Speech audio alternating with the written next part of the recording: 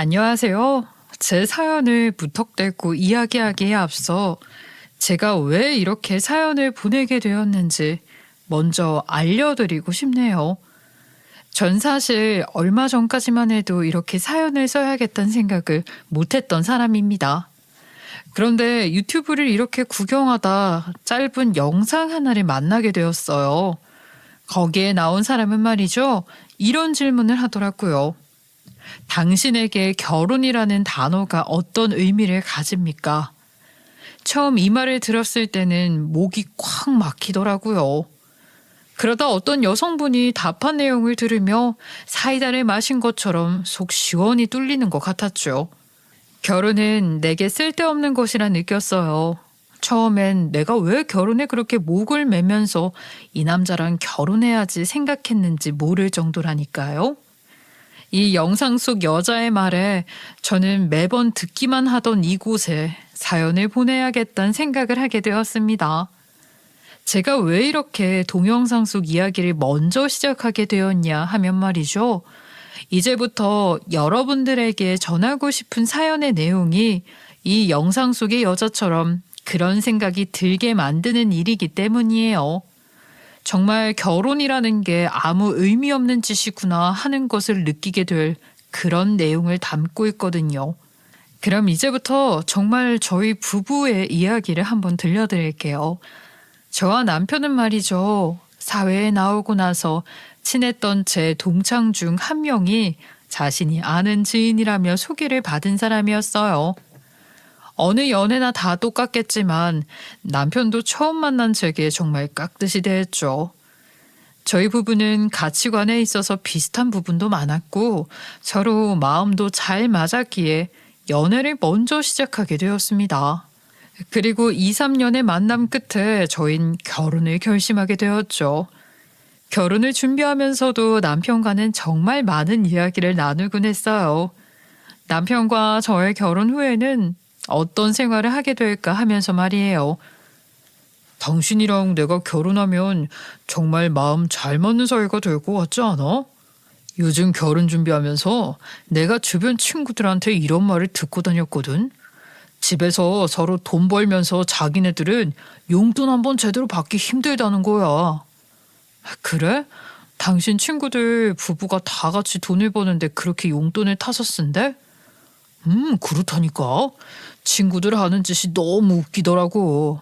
아니, 서로 돈 잘 벌면서 사는데 왜 각자가 쓰고 싶은데 돈을 못 써? 아니면 그냥 나 이거 가지고 싶다 말을 하면 되잖아. 그런데 어찌나 그렇게 서로를 못 잡아먹어서 안달인지. 참나, 당신은 안 그럴 것처럼 그렇게 말한다? 당신도 나랑 결혼하고 나서 막 나보고 경제권이 어쩌고 하면서 말할 거 아니야. 당신은 어쩜 네 남편 될 사람을 그렇게 모르냐? 나 진짜 삐질 것 같거든. 당신이랑 나랑 서로 벌어오는 돈이 달에 얼만데 못해도 800은 거뜬히 넘는데 내가 왜 당신한테 경제권이 어쩌고 타령을 하겠어. 당신은 남편 될 나를 그렇게 못 믿어? 못 믿는 게 아니라 말이 그렇다는 거지. 사람 일이라는 게 한 치 앞도 모른다고 하잖아. 당신 그렇게 예민하게 구는 거 보니까 정말 그런 속셈이었던 건 아니겠지? 나 화날 것 같으니까 그쯤 해. 당신이랑 내가 버는 돈이 내 친구들 부부에 비하면 훨씬 많은데 무슨 걱정을 그렇게 해. 그리고 당신이랑 나랑은 아직 창창한 나이야. 난 벌써부터 돈돈 하면서 사는 그런 사람이 되고 싶지 않다고. 당신 그 마음 절대 변하지 마라. 우리 결혼하기 전에 도장 쾅쾅 찍어 놓은 거야. 남편은 늘 제가 능력 있는 커리어 우먼인데 자기가 제게 무슨 터치를 하겠냐며 속상하다는 식으로 말을 했었어요. 그래서 저는 남편의 이 말을 철통같이 믿고 남편과 결혼을 하게 되었죠. 후회될 일이 생기리라곤 꿈에도 생각하지 못한 채 말이에요. 전 결혼하고 어느 부부와 다르지 않게 신혼을 만끽하면서 살았어요. 둘이서 버는 돈이 적지 않았으니 결혼 후 생활에 문제가 생길 일은 없었죠. 하지만 아이가 생기면서 저희 부부 사이는 조금씩 보이지 않는 금이 생기는 것 같더군요. 남편은 아이를 가지기 전에는 제 이런 능력 좋은 모습이 정말 좋다며 지금도 반하고 산다면서 우리 결혼해도 평생 잘 살아봅시다. 이런 말만 제게 잔뜩 해주던 사람이었는데 경제권으로는 서로의 삶을 터치하면서 살지 말자며 아이가 태어나도 행복한 가정을 꾸리자 그런 약속을 했던 그였지만 막상 아이가 태어나고 나서는 상황이 바뀌더군요. 이때 전 사람이라는 것이 정말 속을 알 수 없는 동물이 확실하다는 생각을 하게 되었죠. 당신 회사에 이야기는 해봤어? 분명 당신이 육아휴직 쓰기 전에는 당신 자리 비워두겠다고 했다면서. 분명 그렇게 이야기를 했는데 이제 와서 내 자리가 없다면서 그런 말을 하잖아. 그래도 자리 마련해준다면서 만들어준 자리는 전에 하던 업무랑은 완전히 다르고. 그래도 어떻게 꼭 참으면서 다녀봐. 당신 경력도 있으니까 어떻게 다시 자리가 나면 옮겨주겠지. 그렇습니다. 남편과 저의 문제는 여기서부터 시작되었던 것 같아요. 아이를 낳고 육아휴직을 신청했던 저는 회사에서 당당하게 제 자리를 비워두겠다는 말만 믿고 편안한 마음으로 휴직 기간을 보내고 있었어요. 그렇게 육아휴직 기간이 끝날 무렵 회사에 언제부터 출근을 하면 되겠느냐 물었지만 회사 부장님이 이렇게 대답하는 겁니다. 아, 벌써 육아휴직 끝날 시간인가? 아, 이걸 어쩌지? 지금 자네 자리에 이미 다른 사람을 채용해서 말이야. 그럼 일단 내가 인사팀에 말해둘 테니 다른 부서로 출근해서 일하고 있게. 아니, 부장님, 이건 말이 다르잖아요. 분명 육아휴직 전에는 제 자리 비워두신다고 하셨잖아요. 아이, 자네도 알고 다 아는 사람이 왜 그러나. 육아휴직이 무슨 일주일 쉬다 오겠습니다 하고 끝나는 거야. 자네 자리를 어떻게 비워둬. 벌써 사랑구에서 쓰고 있지. 자네가 없으면 그 업무들을 다른 직원들이 다 덜어가서 해야 하는데 그걸 어떻게 비워둬? 내 자리를 비워두겠던 회사는 당연하다는 듯이 거기에 새로운 신입사원을 채용해서 빈자리를 채웠고 전 회사에 배신을 당하게 되었던 겁니다. 전 부장님에게 회사가 너무하다며 이건 말이 안 되는 소리라고 반박했지만 회사의 입장에선 어쩔 수 없는 선택이었다며 완강한 태도를 보였고 저 또한 어쩔 수 없이 다른 부서로 출근해서 계속해서 회사를 다녔지만 저도 사람인지라 회사가 제게 하는 행동이 어떤 의미를 가지는지는 알 수 있었죠. 그래서 전 잘 다니던 직장을 아이를 낳고 동시에 잃어버리게 되었습니다. 그래도 저는 경력 단절만큼은 피하겠다고 열심히 이직 준비를 하면서 이후 시간을 보냈어요. 그리고 잘 됐단 마음도 있었죠. 육아휴직이라고 해봤자 아이가 충분히 자라기까지 사용할 수 없었으니 이 기회에 육아나 제대로 하면서 회사도 구하자 싶었거든요. 그렇다고 또 마냥 손 놓고 보낸 것도 아니었습니다. 짧은 시간이라도 살림에 보탬이 되고자 아르바이트를 구해서 남편의 짐을 조금 덜어주려고 노력했어요. 하지만 아직은 제 생각보다 쉽지 않았고 처음에는 이런 제 모습을 보면서 응원을 하던 남편도 점점 말을 잃어갔죠. 그러더니 남편이 슬그머니 제게 이런 말을 건네더군요. 당신 요즘 이직 준비한다는 건 어떻게 돼가? 마냥 그렇게 아르바이트만 전전하면서 살 건 아니잖아. 나도 열심히 찾아보고 있는데 생각만큼 쉽지 않네. 면접을 보러 가도 애가 있다는 말만 들으면 그냥 안색이 변하니 원. 그냥 당신이 그 100만 원 버는 아르바이트에 목매서 더 일 구하기 힘들어지는 건 아니야? 그냥 당분간은 내가 혼자서 돈 벌 테니까 그거 때려치우고 애나 돌보면서 빠르게 다른 회사 찾아보는 건 어때? 당신이 허송세월 보내는 것 같아서. 당신은 그걸 말이라고 해? 나라고 이렇게 아르바이트도 하고 애도 보면서 이직 준비하고 싶은 줄 알아? 나도 빨리 이직해서 빨리 안정적인 직장 나가고 싶지. 그런데 당신도 알다시피 지금 나라 경제가 이렇게 어려우니까 일자리 찾기가 더 어려운 거 아니야. 당신 너무 예민하게 반응하는 거 아니야? 그리고 내가 언제 당신이 일 못 구한다고 논다고 구박이라도 했어? 아니면 뭐라고 하기를 했어? 게다가 내가 당신이 돈 안 벌어온다고 화를 내기라도 했니? 그냥 당신이 돈 벌겠다면서 시작한 아르바이트잖아. 남편이 저를 신경 써서 말을 해준 것은 고마웠어요. 하지만 어렵게 생각하고 결정한 아르바이트였고 열심히 노력하지만 결과가 좋지 않은 이직 때문에 당시 제 마음은 거의 폭풍과도 같았죠. 그런데 그걸 콕콕 쑤시는 남편의 모습은 제게 마냥 좋은 감정만 줄 순 없더군요. 그리고 기왕 이렇게 된 거 나도 말하자. 당신 정말 밖에 나가서 일 구하고 다니는 건 맞지? 저번에 왜 우리 집에 왔던 내 회사 동료, 그 친구 아내는 육아휴직하고도 잘만 일 구해서 다니던데 왜 당신은 그렇게 못해? 당신 진짜 웃긴다. 왜 다른 사람이랑 비교하고 그래? 그리고 내가 지금 당장 버는 이 100만 원이 없으면 우리 생활비를 당신이 다 감당할 수가 있겠어? 애도 있어서 기저귀 값이랑 분유값 등등 생활비도 늘어났잖아. 이걸 당신한테 어떻게 혼자 감당하라 그래?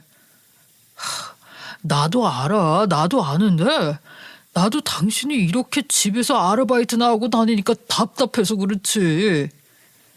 남편은 더 이상 이야기하면 싸움 날 것 같다며 안방으로 들어가서 문을 닫아버렸고 저는 속상한 마음에 제 입에선 좋은 말이 나오지 않았고 저희 부부는 최근 들어 항상 이야기만 하면 이런 식으로 마무리가 되곤 해서 마음이 편치 않았어요.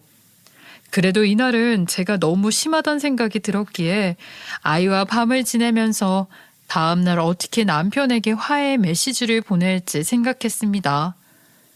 그렇게 생각한 방법은 다음날 저녁 남편이 좋아하는 맛있는 반찬을 가득 만들어두고 남편을 기다리자는 거였죠. 그러나 집에 들어온 남편의 분위기는 변함없이 냉랭했고 제가 준비한 식탁을 보고도 아무런 말 없이 그저 밥만 먹더군요. 숟가락을 내려놓는 남편은 이내 말 한마디 없이 쓱 일어나더니 다시 안방으로 가서 무언가 가지고 나왔습니다. 남편의 손에 있는 건 바로 저희 부부의 생활비를 모아두는 통장이었어요. 전 갑자기 왜 통장을 들고 나오나 싶었지만 이 다음에 펼쳐진 남편의 행동에 입을 다물 수가 없었습니다. 여보, 어제는 내가 미안했어. 나도 일이 쉽게 안 구해져서 속상한데 당신이 그런 말을 하니까 너무 예민해졌었나 봐. 미안해. 앞으로는 나도 열심히 다시 노력해 볼 테니까 당신도 화 풀어. 응? 그래, 당신이 그렇게 말하니까 믿음직스럽네. 그런데 말이야, 내가 어제 들어가서 우리 생활 통장을 보고 나왔거든. 통장을 보니까 궁금한 점들이 좀 있더라고. 우선 여기 이 부분 도대체 뭐야? 뭐가? 우리 생활비 나가는 거 고쳐야 할 부분 있어? 편하게 말해봐. 이런 말 하면 조금 쑥스럽지만 전 주변에서도 똑소리 난다 할 정도로 살림꾼이었거든요. 원래 회사에서 하는 일도 그렇고 성격도 매사 똑부러지게 계획을 세워둬야 마음이 편해지는 사람이어서 생활비 통장 관리는 남편과 상의 후 제가 관리하고 있었죠. 여기 말이야, 여기. 당신 장모님한테 용돈을 왜 이렇게 많이 보내? 우리 살림 넉넉지도 않은 거 뻔히 알면서. 아니, 겨우 20만 원인데 뭐가 많다는 거야. 평소에도 늘 이 금액으로 보냈는데 뭐가 문젠데? 그건 당신이 안정적으로 돈을 벌어올 때 이야기지. 지금은 아르바이트 하면서 꼴랑 100만 원 버는 게 다잖아. 당신 진짜 웃긴다. 내가 회사 다니면서 월급 따박따박 받을 때는 아무 말 안 하더니 갑자기 왜 이제 와서 우리 부모님 용돈에 괜히 10인데? 내가 직장 잃고 아르바이트 하러 다니고 그러니까 이젠 웃음니? 그래. 당신 말 잘했다. 분명 당신이랑 나 결혼 초기에 여기 생활비 통장에 놓기로 정한 금액 분명히 있었지? 당신 직장 잃고 난 뒤로는 그 금액 전부 못 넣고 있었고, 그리고 나는 당신이 직장 잃고 난 뒤로도 꾸준히 그 금액 채워놓고 있었다고. 그건 당연하지. 나도 내가 원해서 직장 잃은 것도 아닌데 지금 와서 왜 그걸로 시비인데? 난 그래도 당신이 똑 부러지게 잘 사니까 마음 놓고 우리 통장 맡겼더니 이게 뭔데? 왜 당신 마음대로 장모님한테 용돈 막 보내고 그러냐? 상황이 변했으면 나랑 상의돼야 했을 거 아니야. 남편 말은 그랬습니다. 제가 이제 버는 돈이 줄었으니 제 부모님에게 보내는 용돈도 줄여야 한다는 거 아니냐고요. 다른 부분은 다 그렇다 쳐도 이 용돈만큼은 도저히 자기 머리로 이해할 수가 없다고 하네요. 전 너무 황당하고 어이가 없었죠. 지금까지는 아무런 말도 안 하더니 갑자기 이제 와서 이런 말을 하니까 말이죠. 당신 지금까지는 아무 말도 안 하다가 갑자기 왜 이러는데? 그리고 당신 분명 결혼 초기엔 나한테 이런 문제로 딴지 안 걸겠다고 하지 않았나? 그런데 왜 지금 와서 그러는데? 솔직하게 당신이 지금 나한테 큰 소리 칠 상황이나 되냐? 난 열심히 돈 벌어왔더니 자기 부모님 용돈 준다고 이렇게 큰 금액 덜컥 쓰고 있는 사람이 알아서 굽혀야지. 지금 내가 애 낳고 잘만 살다가 직장 잃으니까 당신이 이런 소리 하니까 그러는 거 아니야? 나한테 정이라도 떨어져? 그래? 내가 지금 당신한테 정 떨어진다 소리 했어? 그냥 장모님한테 보내는 용돈이나 줄이라고 말하고 있잖아. 아, 그래. 이번 기회에 우리 닦아놓고 이야기하자. 당신 지금 당신이 버는 돈에서 장모님한테 보내는 용돈이 가당키나 해? 그거 전부 내 돈에서 나가는 거 아니냐고. 당신 진짜 어이없다. 누가 보면 생활비 통장에 있는 돈으로 우리 부모님 용돈만 챙기고 있는 줄 알겠어. 당신 부모님 용돈도 똑같이 매달 챙겨드리고 있었잖아. 그런데 왜 그건 본체만 채하고 우리 엄마한테 보내는 돈 가지고만 그러는데? 그럴 거면 둘 다 줄여. 너무 화가 나더군요. 이제 와서 갑자기 우리 부모님 용돈을 줄이라면서 윽박을 지르는 남편의 요구가 말이에요. 그래서 이대로 지면 안 되겠다는 생각이 들어서 저도 남편에게 반박을 했습니다. 하지만 남편은 끝까지 자기 생각을 굽히지 않았고 더 황당한 이야기를 늘어놓기 시작했죠. 지금 당신이랑 내가 버는 돈이 같아? 다르잖아. 당신이야말로 말이 되는 소리를 해라. 당신은 어떻게 사람이 그렇게 이기적이냐? 아, 됐고. 이제부터 장인 장모님한테 보내는 용돈 딱 5만 원만 해. 나도 더 이상은 양보 못해? 당신 그래도 5만 원은 너무하잖아. 내가 아르바이트해서 버는 돈만 해도 100만 원이 넘어. 그런데 5만 원만 보내라고? 그건 도대체 어느 머리에서 나온 계산법이야? 내 머리에서 나온 계산법이다. 나도 지금까지 많이 참았어. 당신 벌써 직장 잃고 집에서 아르바이트나 하면서 지낸 지가 벌써 반년이야. 그런데도 참아줬으면 내 의견에 좀 따라야 하는 거 아니야? 그래도 5만 원은 너무 심하잖아. 우리가 무슨 20살 먹은 애들이야?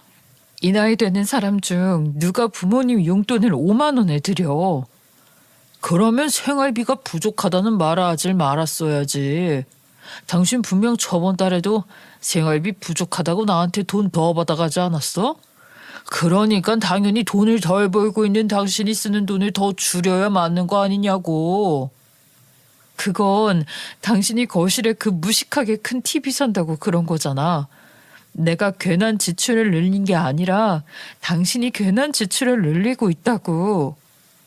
그러니까 나는 지금 내가 버는 돈에 한해서 알아서 잘 쓰고 있는 거잖아. 당신이 지금 이렇게 제대로 된 일도 못 구해서 돈을 못 버니까 생활비가 부족해진 거 아니냐고. 지금 이 사달이 난 게 내 탓이라 이거야? 자기 탓은 하나도 없고. 내 말이 그게 아니잖아 지금. 그래도 5만 원은 너무하다고 이야기하는 거야. 내가 버는 돈이 있으니까 그것보다는 높아야지. 끝까지 자기 생각만 하시겠다. 그냥 이번 기회에 이거 생활비 통장은 앞으로 내가 관리할게. 지금은 당신보다 내가 더 능력 있으니까 알아들었으면 여기 연결된 카드도 당장 나한테 넘겨. 뭐? 아이, 그럼 우리 식비나 다른 생활비는 어떻게 결제하라고? 당신이 대신 장을 봐오기라도 하게? 너 진짜 뻔뻔하구나. 일하는데 바빠 죽겠는데 장은 무슨 장? 그건 당신이 나한테 지출 계획서 제출하면 그 금액만큼 현금으로 내가 줄 테니까 들어가서 당장 카드나 챙겨와. 이제 이건 내가 알아서 관리할 테니까. 제가 살면서 서럽다는 감정을 남편에게서 느끼게 될 줄은 꿈에도 몰랐습니다. 정말 살면서 회사를 다니면서도 한 번도 느껴보지 못한 감정을 이렇게 제 편이라는 사람에게서 느끼게 될 줄은 말이죠. 이쯤 되니 정말 속상하면서 너무 서러운 기분에 그날 거실에서 어찌나 울었는지 모릅니다. 밤새도록 훌쩍거리며 울었지만 남편은 그런 저를 본체만체하며 방에 들어가서 잠만 잘 자고 나오더군요. 오히려 그런 제가 어이없다는 눈빛을 하면서 말이에요. 저는 이날 이후 내가 이런 수모를 당하면서 같이 살아야 하나 하는 생각이 수시로 떠올랐어요. 남편은 정말 다음 날부터 제게서 모든 경제권을 박탈해 가더군요. 심지어 제가 버는 돈은 모두 생활비 통장으로 넣으라며 압박까지 했습니다. 저는 제가 버는 돈조차도 제대로 만질 수 없이 남편의 말대로 전부 생활비 통장으로 넣었어요. 정말 제가 가족과 함께 사는 건지 노예 생활을 하는 건지 도무지 모를 그럴 시간을 보내고 있었죠. 그러다 다음 달이 되어 부모님에게 용돈을 이체하는 날이었어요. 남편은 자신이 했던 말대로 정말 정확하게 단돈 5만 원을 부모님 계좌로 이체했더군요. 통장에 찍힌 그 숫자를 보여주는데 너무 서럽고 내가 왜 이렇게 살아야 하나 싶은 생각에 정말 눈물로 나를 지새는 날이 많아졌습니다. 며칠 뒤에 엄마한테서 전화가 왔어요. 지금 당장 친정에 잠시 들를 수 있겠냐고 말이죠. 전 집에서 남편의 얼굴을 보느니 친정에 잠시 다녀오겠다는 말을 남기고 친정에서 며칠 묵기로 했습니다.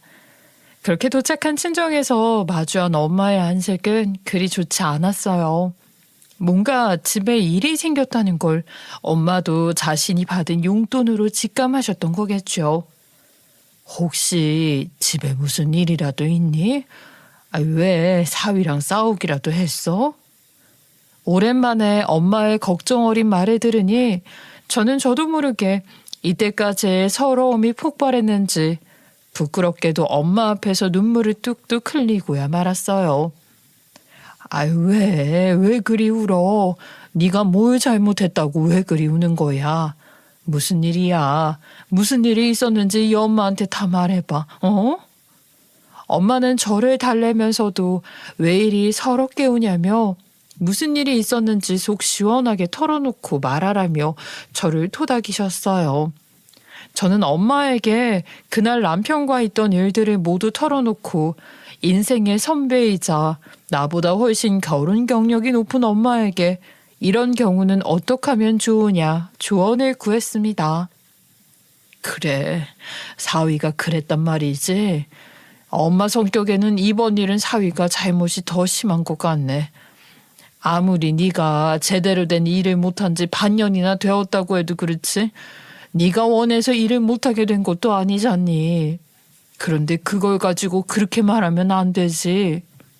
엄마, 나 너무 억울한 거 있지? 왜 예전에 기억나요? 그이가 이직하겠다면서 집에서 한 1년 넘게 놀았던 적 있었잖아. 그때 난 그래도 남편이니까 기다려주자 싶어서 정말 안간힘을 쓰고 버텼던 거란 말이야. 그런데 그때는 생각도 안 하고. 그래. 엄마도 네 맘 알지. 사위도 너도 지금은 모든 게 처음이라 그런 거야. 사위도 너한테 처음부터 그렇게 뾰족하게 말하고 싶었겠어? 애 낳고 돌보겠다 육아휴직으로 이렇게 된 건데. 그러니까. 그런데 자기는 고작 몇 달 그렇게 생활비 좀 달라고 했다고 나한테 그렇게 말하니까 내가 얼마나 속상했는지. 아마 사위도 그날 너한테 그렇게 심한 말을 하고 싶은 건 아니었을 거야. 지금도 아마 속으로는 이렇게까지 할 생각은 없었다고 생각하고 있지 않을까? 그러니 여기서 푹 쉬다가 마음 추스르고 집에 가서 사위랑 잘 이야기해봐. 혹시라도 같이 사네 못 사네 그런 이야기 나오면 두말할 필요도 없이 여기로 오고. 저는 어른이 되어서도 엄마의 자식인가 봅니다. 이날 엄마의 말에 전 용기를 얻고 남편과 다시 한번 이번 일에 대해 조율을 해보겠다 결심을 했어요. 그리고 남편과 다시 충분한 대화를 해보자 마음먹게 되었죠. 그렇게 한 일주일은 친정에 머무르며 제가 하고 싶었던 말과 우리가 앞으로 어떻게 나아가면 좋은지에 대한 방향을 생각하고 정리해서 남편이 기다리고 있는 집으로 향했습니다. 집에 도착하니 아직 남편은 들어오지 않았더라고요. 이상하다 싶은 생각도 들었죠. 집엔 애도 없고 들어올 시간은 한참 지났는데 말이에요. 전 그저 남편이 오길 기다리면서 조용히 서재에서 다시 한번 생각을 정리하고 있었습니다. 아이는 엄마가 하루 이틀 정도 더 봐준다고 남편이랑 편하게 분위기 풀라고 해서 엄마가 봐주신다고 하셨거든요. 그때 현관문이 열리는 소리가 들려서 얼른 나가려고 했는데 들려오는 목소리가 하나가 아니더라고요. 아들, 오늘 너무 맛있게 잘 먹었다. 잘난 아들 둔 덕에 엄마가 또 이렇게 맛있는 거 잔뜩 먹고 자네. 목소리의 주인공은 바로 시어머니였어요. 시어머니는 우리 집안 사람들과는 다르게 백화점에서 사는 물건이라면 뭐든 고급이라고 생각하는 사람이었죠. 게다가 특히 자신을 꾸미는 걸 좋아하는 사람인지라 백화점에 따로 의류 브랜드 하나를 정해놓고 사는 단골 매장이 있을 정도였어요. 그러니 평소 주는 용돈이 마음에 안 든다며 올려달라고 전화 오기 일쑤였죠. 전 처음에 그런 시어머니가 남편과 함께 들어왔기에 얼른 나가서 인사를 드리려 했습니다. 하지만 그 다음에 이어진 내용은 제 호기심을 자아내기 아주 훌륭한 내용이었죠. 아들이 이번에 보내준 용돈으로 여기 이거 다 사느라 아주 바빴지 뭐야. 이 엄마가 네 덕분에 어디 나가서 꿀리지도 않고 이렇게 살 수 있는 거 아니겠어? 고마워 아들. 아유, 엄마가 나를 어떻게 키웠는데 이 정도는 당연하지. 혹시라도 더 부족하면 항상 나한테 말하고. 우리 여사님이 어디 나가서 기죽거나 그러면 나도 속상하니까. 아, 네가 매달 130만 원씩 용돈을 주는데 뭐가 부족하겠어. 엄마 늘 아들한테 감사해. 뭘, 내가 그만큼 버니까 엄만 그 정도 받아도 괜찮지. 아이, 그런데 걔는 아직도 자기 집에 용돈 20만 원씩 보내고 그러니? 걔는 무슨 염치도 없다니. 자기가 돈을 못 벌면 당연히 자기 집에 보내는 돈도 줄여야 합당하지. 아우, 진짜 걔가 엄마처럼 그런 생각을 해야 하는데 말이야. 진짜 눈치도 없고 염치도 없고. 처음 만날 때는 그래도 돈이라도 잘 버는 여자네 싶었는데 지금은 아무런 능력도 없는 그저 아르바이트 전전하는 아줌마 다 됐어. 으이그, 그러는 너도 아저씨야, 아저씨.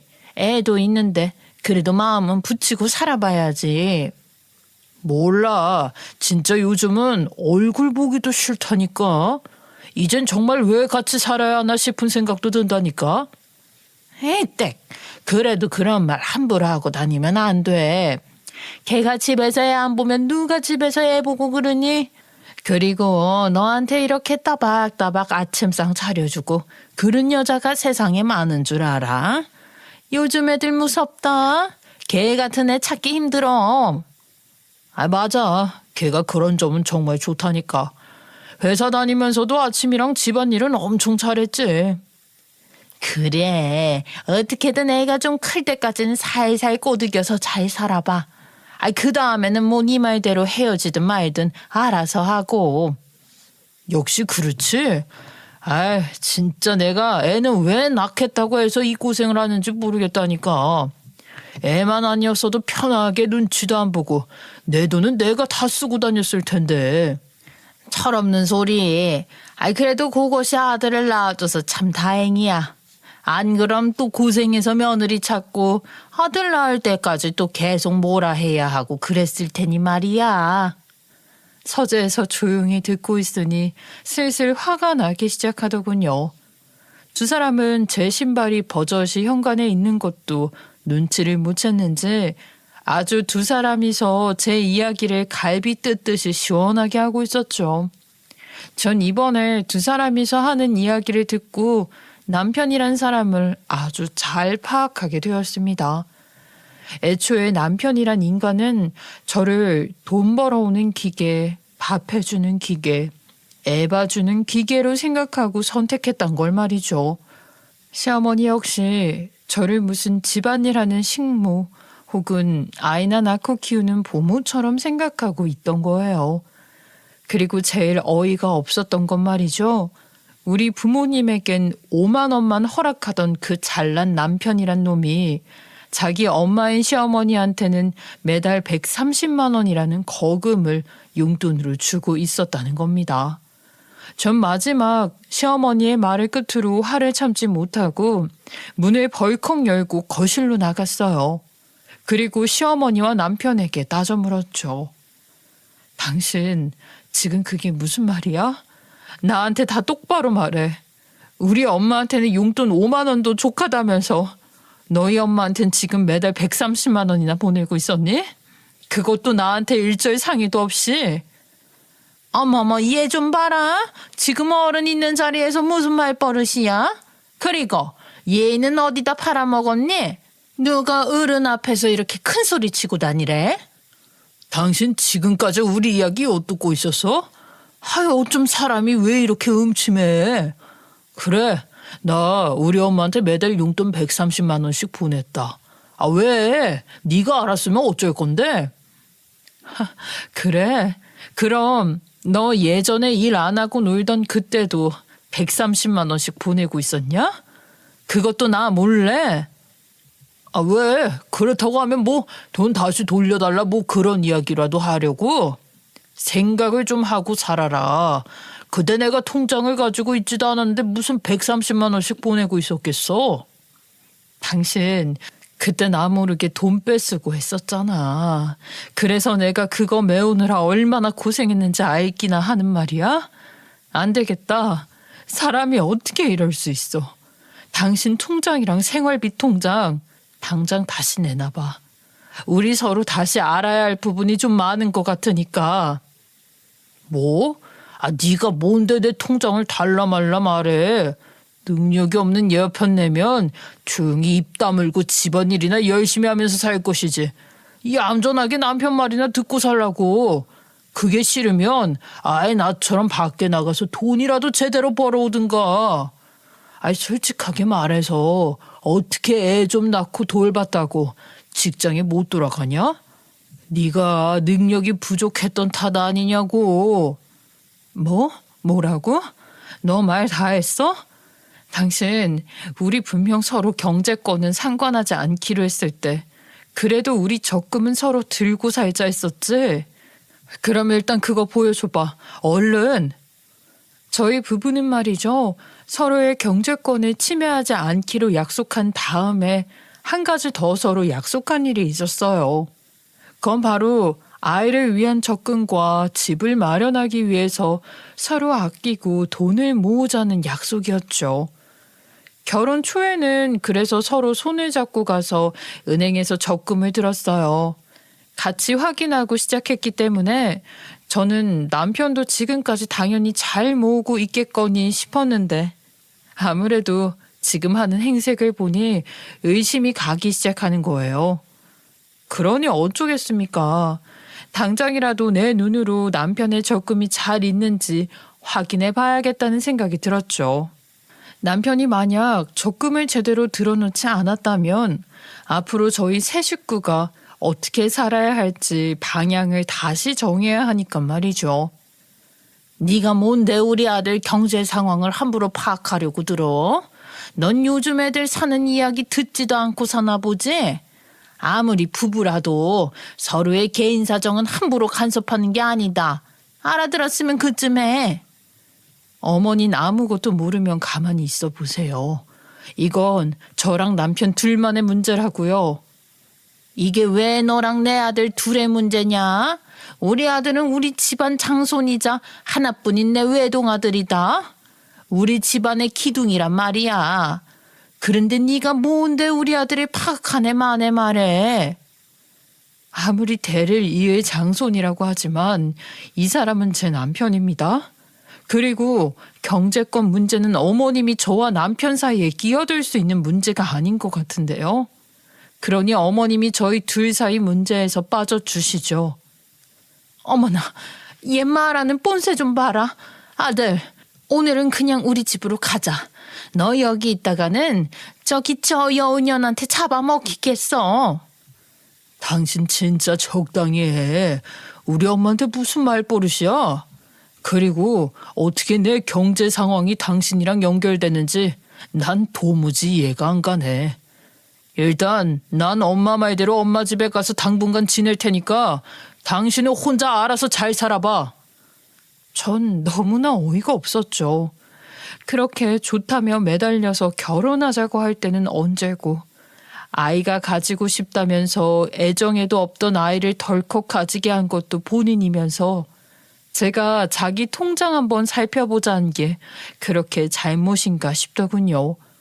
전 당장이라도 제 통장을 보여줄 수 있었기에 아무런 생각도 안 했는데 남편은 그렇지 않았나 봅니다. 어쨌든 이날 기점으로 남편이란 놈은 시댁에서 두세 달의 시간을 보내다 집에 들어왔고 전 그런 남편이란 놈을 도저히 제 가족이다 생각할 수 없었어요. 그렇게 저는 속으로 남편과의 이별을 확실시하고 남편이 시댁으로 간 사이 이전부터 준비하던 제 사업을 시작하기로 결심했어요. 이혼을 하더라도 제가 스스로 자립이 가능한 상태에서 이혼을 하고 싶었거든요. 제가 사업이 성공하고 부자가 되기를 바라는 것까지는 아니어도 이 두 모자 앞에서 당당하게 당신보다는 내가 돈 더 많이 번다 라고 이야기를 해주고 싶었어요. 물론 사업이라는 게 쉽지 않다는 거 압니다. 잘 되면 부자 되고 망하면 쪽박 차는 거 다 알고 있어요. 그래도 저는 이왕 사업을 시작했으니 망하지 않으려고 정말 죽기 살기로 매달리면서 몰두했어요. 이것 하나밖에 나한테 없다는 그 일념 하나로 말이죠. 제가 시작한 사업은 친한 언니가 제게 알려준 사업이었는데 온라인으로 물건을 판매하는 그런 쇼핑몰을 운영하는 거였어요. 불행 중 다행이라 할까요? 이전에 다니던 회사도 무역회사였기에 제겐 언니의 이야기가 또 하나의 기회라는 생각이 들었죠. 그래서 사업에 대한 결정도 선뜻 빠르게 내릴 수 있었던 거고요. 남편은 이런 제가 집에서 일도 안 하고 컴퓨터만 붙잡고 노는 것처럼 보였겠지만 저는 열심히 사업 아이템들을 찾기에 바빴어요. 1분 1초가 아쉬웠죠. 그렇게 하루 이틀 제가 컴퓨터에만 빠져 살자 남편은 그런 제가 한심하다는 듯이 바라보곤 했어요. 전 속으로 오히려 잘 됐다는 생각을 했죠. 남편에게 제가 사업을 한다는 사실을 들키고 싶지 않았으니까요. 야, 넌 언제까지 그렇게 컴퓨터만 잡고 놀 건데? 그래서 이직 준비는 언제 하냐고. 쥐꼬리만한 월급이라도 받아오던 아르바이트는 이제 그만뒀냐? 내가 돈을 벌든 안 벌든 당신이 무슨 상관인데 그래? 아르바이트 잘하고 다니니까 신경 꺼. 당신은 그냥 당신의 할 일이나 똑바로 잘하고 다니라고. 이미 이별을 결심한 사람에게 좋은 말이 나가는 것은 어불성설. 남편은 그런 제 모습에 지친다는 듯이 시댁으로 도피를 가기 일쑤였죠. 그런 식으로 몇 년이 지났는지 모르겠어요. 남편과 시어머니 두 사람은 작당 모의를 했는지 집에서 일을 하고 있던 제게 다가와서 예전에 자신들이 했던 말을 똑같이 반복하는 일을 벌이더군요. 얘, 우리 애 피 말려 죽일 셈이니? 아이, 어떻게 애가 아직도 직장을 안 구하고 이렇게 뻔뻔하게 집에서 놀고 먹고 해? 당장 막노동이라도 해서 돈을 벌어와야지. 능력 없는 거 정말 티내고 다니냐? 동네 사람들 부끄러워서 내가 당신이랑 잘 지낸단 말도 못하고 다녀. 그리고 당신 우리 애 잘 키우고 있는 건 맞긴 해. 능력도 없는 사람이 퍽이나 애를 잘 키우겠다. 아주 웃기는 짬뽕들이지 않나요? 남편이란 놈은 자기 자식에게 일도 관심 없이 살았으면서 이럴 때만 자기 자식을 찾고, 시어머니라는 인간은 제가 아르바이트를 할 때만큼의 생활비만 보태면서 살자 힘들어진 남편이 용돈을 줄이니 이런 식으로 제게 보복성으로 찾아와 화를 내고 가는 일이 잦아졌거든요. 전 그런 둘을 어이없다는 듯이 한 번씩 쳐다보곤 방으로 들어가서 그동안 꾸준히 노력해서 성장해온 제 사업자 명함과 함께 이혼 소장도 그 둘에게 보여줬습니다. 두 사람은 처음에는 이혼 서류를 확인하더니 저를 한번 보았고 명함에 박힌 제 이름을 보더니 어리둥절한 표정을 하며 또다시 저를 쳐다보더군요. 이게 뭔데? 당신 나 몰래 무슨 다단계라도 했어? 당신이 무슨 회사 사장이야. 말도 안 되는 소리 하지 마. 게다가 이건 이혼 소장 아니냐? 너 우리 애 같은 남편이 어디 세상에 더 있는 줄 알아? 이 괘씸한 것이. 네, 어머님 참 잘 보셨네요. 거기 있는 서류 이혼 소장 맞고요. 당신 아들이랑은 오늘부로 다 정리하겠습니다. 참, 그리고 보여드린 명함은 제 사업자 명함이에요. 시작한 지 제법 돼서 이젠 매출도 좀 탄탄해져서 먹고 살만 하거든요. 그래서 저도 예전에 남편 말처럼 혼자 잘 살아보려고 해요. 하지만 두 사람은 절대 그런 제 성공을 믿지 못하겠다는 반응을 보이더군요. 그래서 저는 두 사람에게 이번 달 들어온 매출을 노트북을 켜서 눈앞에 확인해 주었죠. 두 사람은 수익을 보더니 뒤로 나자빠질 뻔하더군요. 10, 100, 이게 0이 도대체 몇 개야? 당신 왜 지금까지 말 안 하고 살았어? 이렇게 잘 벌고 있으면 당연히 당신이 생활비도 더 부담하고 그랬어야 하는 거 아니야? 내가 누구 좋으라고 생활비를 넣어? 그리고 난 그때부터 지금까지 당신한테 생활비 달라고 한 적 없는데? 그건 기억도 없으신가 보지? 남편은 제 말에 묵묵히 생각하는 척하더니 그제야 깨달은 듯이 보이더군요. 왜 남편이 예전부터 경제권을 자기가 가져가야겠다며 제가 가진 통장이며 카드며 다 들고 갔다고 했잖아요. 그때부터 저는 제 스스로 어떻게든 살기 위해서 사업과 동시에 안 해본 일이 없을 정도로 바삐 움직이면서 살았어요. 자기 엄마 품에서 오냐오냐 있었던 남편이란 놈은 알턱이 없었겠죠. 게다가 전 아이가 있으니 집을 오래 비울 순 없어서 어떻게든 컴퓨터로 먹고 살아보겠다며 열심히 기술도 배우고 다녔습니다. 그렇게 접한 것이 예전 회사에서 배운 무역 기술과 콘텐츠 광고 기술이었죠. 전 이때 배운 기술들로 어느 정도는 입에 풀칠을 하고 살 수 있었고 약 1, 2년 전부터는 꽤나 짭짤한 수익을 얻을 수 있었던 거예요. 그 길로 결코 순탄치는 않았지만 많은 노력으로 일궈낸 제 사업은 어느새 제법 많은 돈을 제게 안겨주고 있었죠. 회사를 다닐 때보다 배는 많은 월급이 제 손에 들어왔어요. 이런 사실을 다 알게 된 남편과 시어머니는 저를 붙잡고 빌기 시작하더군요. 얘 어떻게 이렇게 갑자기 이혼하겠다고 말할 수 있어? 이 시어미 얼굴을 봐서라도 우리 애랑 다시 잘해보자. 저 어린 것에게 부모가 헤어지는 아픔을 줄 수는 없잖니. 그래. 우리 애도 있는데 다시 잘 이야기해서 같이 살자. 지금까지 당신이랑 나 많이 대화도 해보지 않았잖아. 내가 이렇게 빌게 해. 그러니까 우리 다시 잘해보자. 어? 둘이서 다시 잘 살아보자며 똑같은 말을 하는데 전 더 이상 그 말을 듣고 있기 지긋지긋해서 당장 집을 나와서 친정으로 갔어요. 친정 부모님은 제가 이렇게 고생하면서 살았다는 걸 다 알고 있었기에 저를 따뜻하게 반겨주었고 저는 남편과 이혼을 하게 되었다며 솔직하게 말씀드렸죠.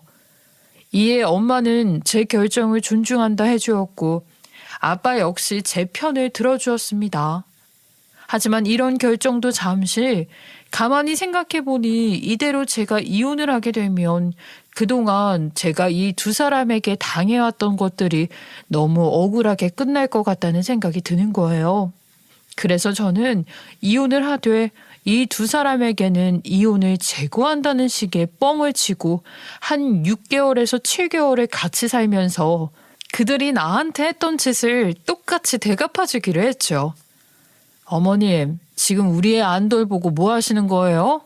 지금까지 월급처럼 돈을 따박따박 가져가셨으면 일을 하셔야죠.